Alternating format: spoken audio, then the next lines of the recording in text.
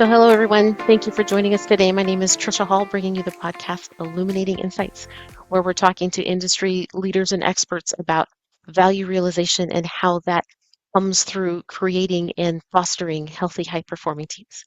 I'm joined today by Sean Lemson. He is a leadership expert and executive and team performance coach, and the founder of Motivated Outcomes, an organization devoted to improving performance and engagement in today's organizations through better leadership. He has a new book. It's called One Drop of Poison: How One Bad Leader Can Slowly Kill Your Company. It was recently selected as one of the top 5 books to read about principled leadership by CEO World Magazine. You can learn more about his company at motivatedoutcomes.com. Welcome, Sean. We're so excited to have you here today. Thank you so much for your time. I'd love to hear a little bit about your insights about how companies do get high performance from teams. Ooh, that's loaded. So I would say that it's not a formula, but there are some, I would say, prerequisites. And I think that companies are slowly kind of waking up to the idea that that demoralized or disengaged teams are not going to perform well, no matter how good your processes are, no matter how good your organization structure is. You could have eliminated every piece of waste from your workflow, and you could still have underperforming teams because they're demoralized or disengaged. And I say that companies are slowly kind of getting the hang of this, but we've known about this since the 1950s. I mean, we've known about what motivates human beings since the 1950s, and it hasn't changed much since then. So, yeah, I think that that's one of the reasons why my company focuses heavily on morale and engagement before we talk about performance, because in my opinion, performance follows almost naturally the, the morale and engagement. Sure, that makes sense. I mean, based on our own research, happiness is one of those precursors to performance, and I totally understand that. Now, you've been working with and partnering with our organization for some time. I mean, Sean, you and I have known each other for years. Um, and part of what you do with our organization is you really help companies to figure out what our teams are doing and how they're doing well. But you've actually had some specific work that you're doing with our company. I'd love to hear more about, because you work with some of our largest customers, but you're also helping as a product owner for one of our teams, right? Yeah. Yeah, it's interesting. So this is, when in my previous work, when I worked at Nike and other companies, I would train product owners and Scrum masters and all the roles, that are involved in the process.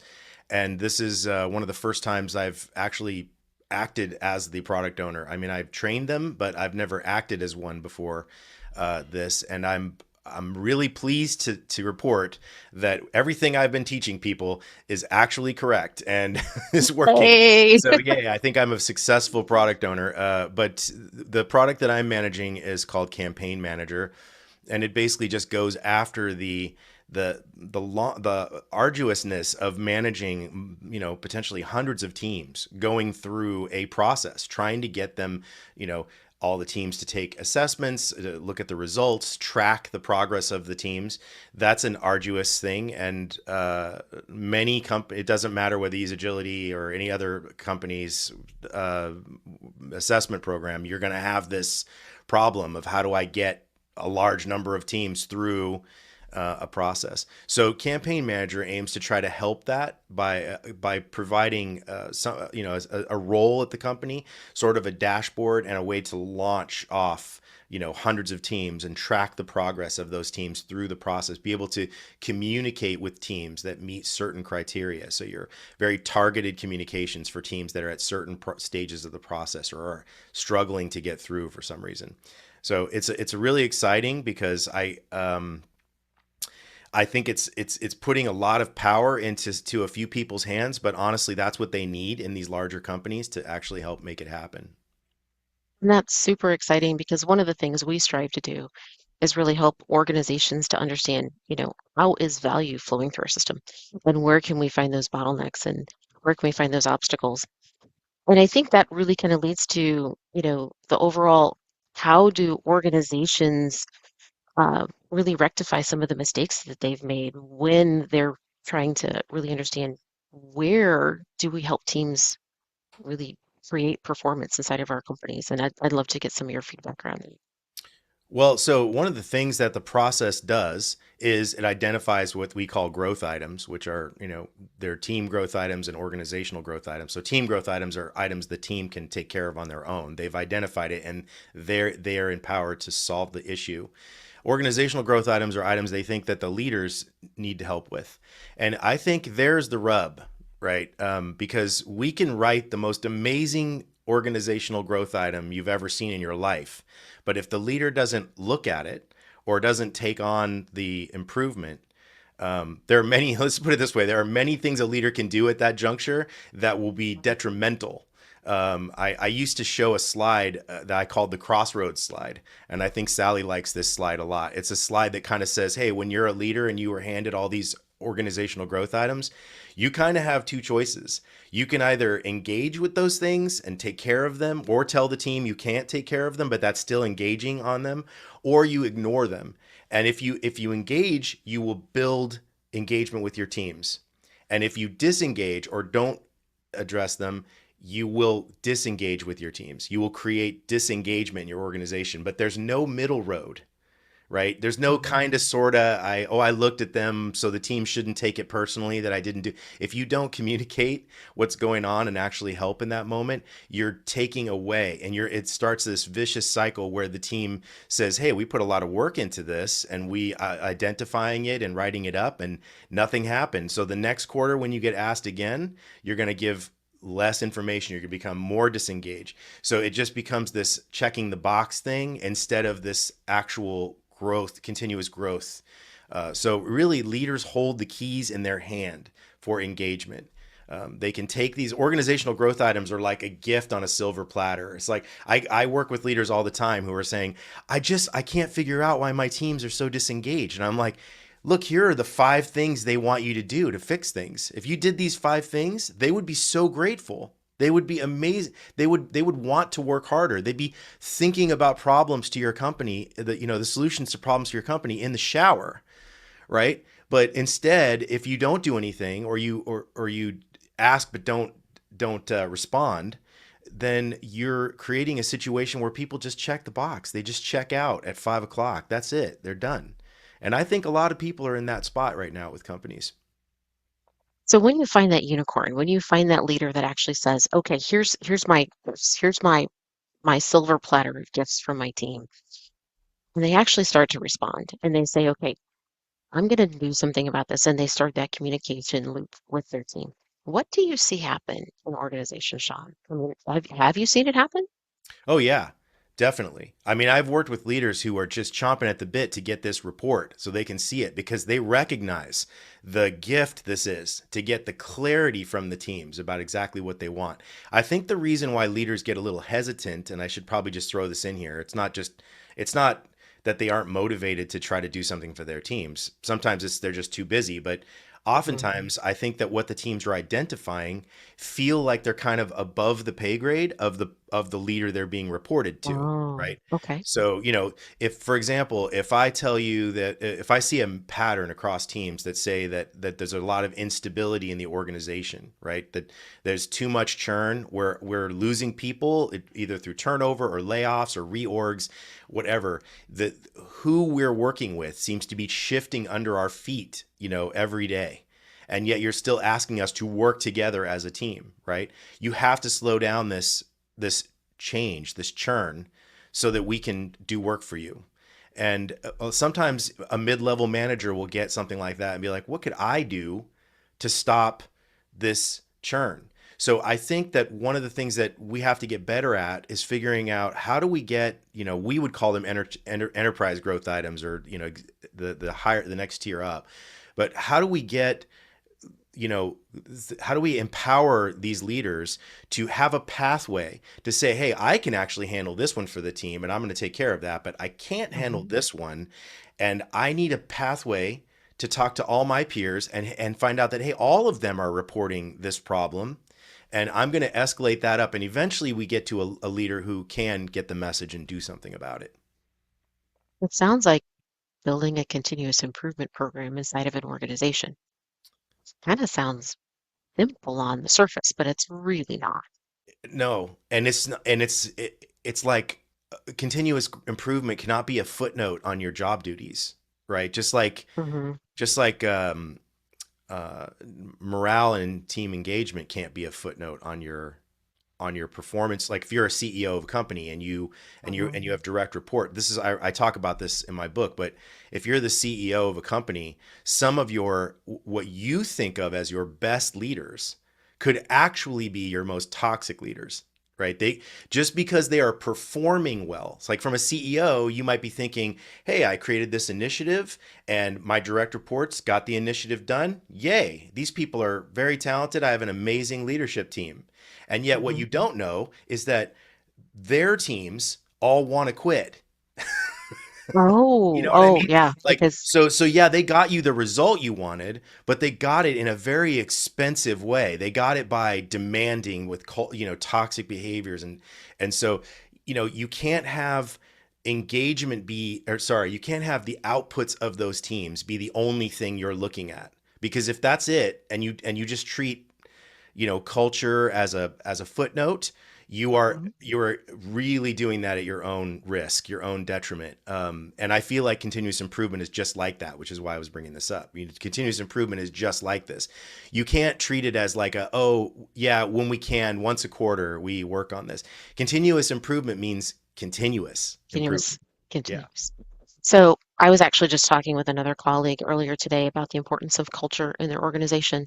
And I know that you've studied this quite a bit, based on your book and the other work that we've done with you. So what would you recommend an organization do to start actually looking at and examining their culture so that they can make change? Because culture isn't easy to change. No.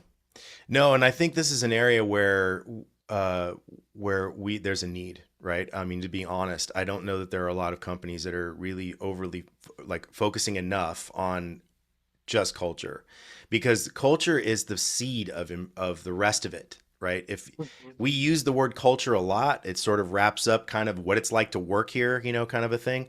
But it's I like to tell people, just so we're not negative about culture, let me just say this. I tell people all the time when they feel daunted by their culture, right? They're like, I can't change that. That's just the culture here. There's nothing I can do about that. And what I tell people is, hey, the building that you all work in, that does not have a culture. That pretty sign on the side of that building does not have a culture. The culture shows up every day when the people show up, every day. So if you want a different culture, you either get people to show up differently or you get different people to show up, but you can change the culture, okay, at a company. So the question is, how important is that culture to you? Because if you think of it as just the result of something you can't control, well then yeah, you're going to be beat around by your culture all day. But if you think of it as something that you can shape and actually control, then you feel more empowered about doing something. So the main premise that companies need to get is kind of how we started the conversation, which is that culture and engagement are the precursors to performance. I could put the most amazing processes and org structure in place where the work would just seamlessly flow from team to team, even though that's a unicorn right there. But let's just say I could make that happen, right?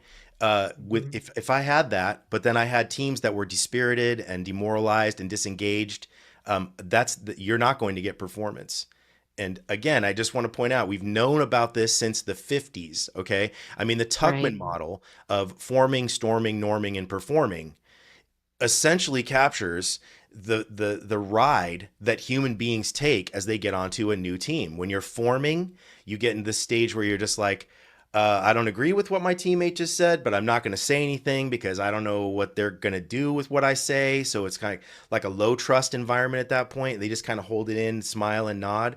But after that Mhm. person seems to be wrong a lot, eventually you get to this place where you're like, look, I just got to tell you this, Jim. You're wrong. I don't agree with anything you're saying, and that we start the storming area, right, where the teams start, really bashing, and that not all teams make it through that, right? But if you do, you get to Right. norming, and now Jim and I have been head to head, and he knows how I feel, and I know how he feels, and he knows he's safe. We made it through that. We apologized for each other, and now we're good as human beings. And we're going to start norming to a performance space where we're, working at a normal pace. But the longer you can keep Jim and I together now, right, as a leader, Mhm. the higher our performance is going to go, because eventually it's going to get to the place where I can finish Jim's sentences and Jim can finish mine. And he knows what I'm good at and he knows what I'm not good at it. And we both know it's safe to tell each other that we're wrong or that the other person's wrong. And when you have that kind of psychological safety that comes over time, performance is Mhm. going to go up, which is why the Tuckman calls this the performing stage. And the problem with today's organizations is that too many leaders basically reorg like it's just a knee jerk. They're just like reorg, reorg, reorg, reorg. It's everywhere right now. I just wrote an article about this actually that just got published. It is incredibly frustrating. These reorgs send hundreds of teams back to the forming stage. So when I have leaders looking at me going, I can't figure out why our teams aren't performing, and then I say, well, when's the last time you reorged? And they say, last week. I'm like, you're expecting teams to act as if they're in Tuckman's performing stage, but you keep throwing them back to Tuckman's forming stage. And we do it every 3 months, it seems. I know Yeah. I've got customers that in the last 12 months, they've been at least through two reorgs, if not three, because in today's economy, they're trying to figure out how to survive, and that's their knee-jerk reaction, to your point.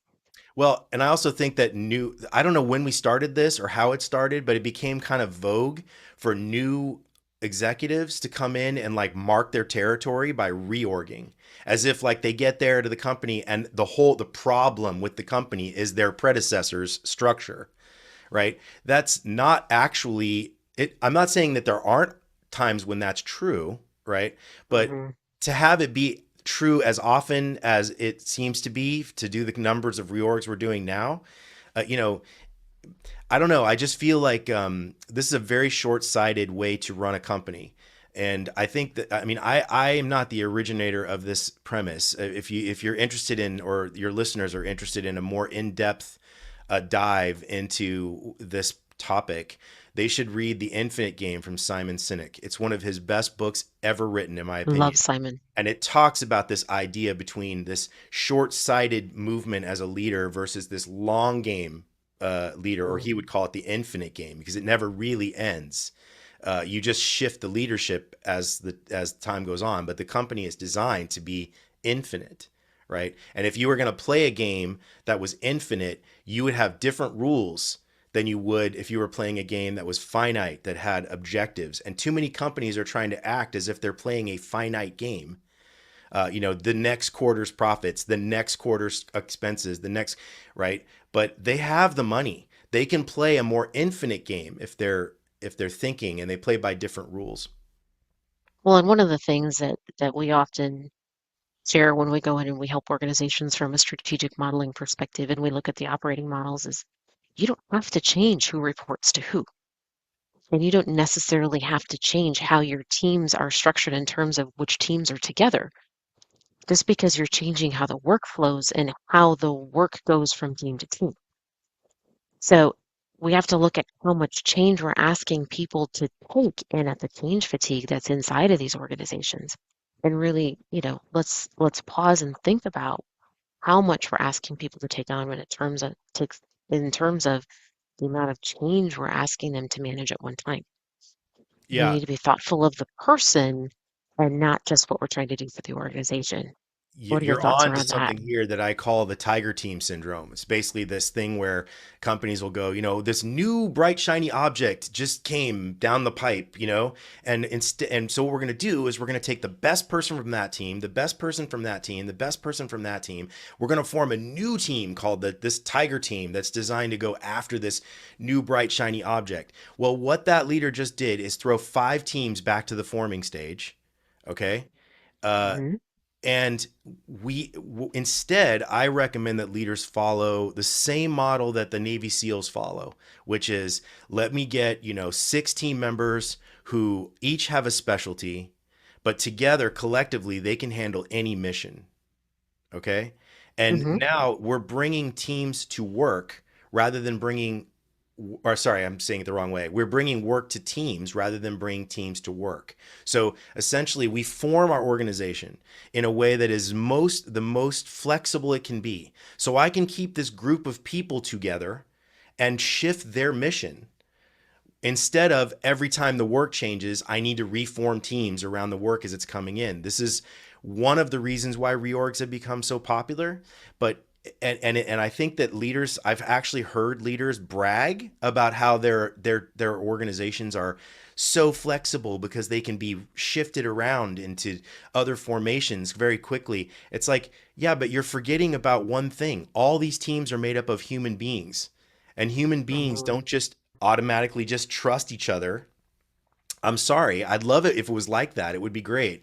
But we have millions of Right. years of social evolution to fight against here, and you're not going to win just because you have a cool org structure. That's not it's not going to work.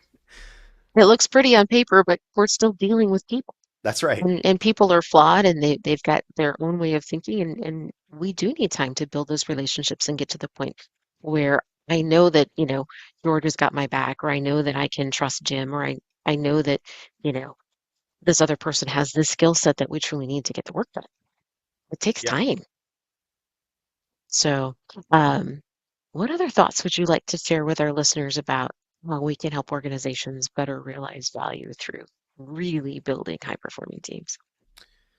Well, I would say that one of the things that has to happen, I mean, I wouldn't say it has to happen because obviously we've been operating this way for a long time. It's just not working well, right? But if we want to get better, we need to start rooting out what I call are the toxic leaders in the company. Now, I need to qualify this because, I when I'm doing interviews about my book, I always have to qualify what I mean by a toxic leader, because sometimes when we say toxic leaders, we're thinking about our worst leader ever in our history, terrible, evil human beings who've made our lives miserable, right? That's who we think of as a toxic leader. But And we've I all would had one, Yes, at least most one. people have at least one, right? And certainly those people fit into the definition, but I would say that my definition is more like a toxic leader is someone who behaves in a way that works against engagement and morale, against trust, against connection with human beings. Um, and the sad part about it, but also I guess the part that you could turn into a positive, is that most toxic leaders are not waking up every day going, how can I destroy my teams today? They're not evil people. These are people who are good intentioned people, right? Maybe even some of your listeners, maybe even ourselves, right? We all have behaviors that work against connection, work against trust. And when we do those things, we hurt our organization. Even though Mm. ostensibly we're getting output from our teams, we're getting it in a way that is working against engagement and morale. So, I mean, I won't go through these, but I have 10 archetypes in my book that are kind of like summaries of the kinds of behaviors that I see. I have kind of cute names for them, like the chess master or the peacock or whatever. I have all these names for these archetypes. Um, what I have found and the feedback I'm getting from readers of the book is that even the great leaders I work with can think that under stress, they can look at this list and go, when I'm under stress, I kind of turn into a micromanager. Or when I'm under Mhm. stress, I kind of turn into an invertebrate and I just put my head in the sand and try to pretend it will go away. Right. So all of us can have these traits. The reason why I'm telling you this is because I think the key to improvement, continuous improvement, is through the realization of this toxic behavior at leadership levels. If you could get leaders to begin thinking, spotting their toxicity and changing their behaviors and having that become the culture, the leadership culture, meaning, you know, gee, Trish, it's great that you got your team. I'm just going to pick on you here. It's great that you Sure. got your team to deliver this, but your engagement scores are some of the lowest in the company. That's not true, by the way, but just, let's say, Thank right? you.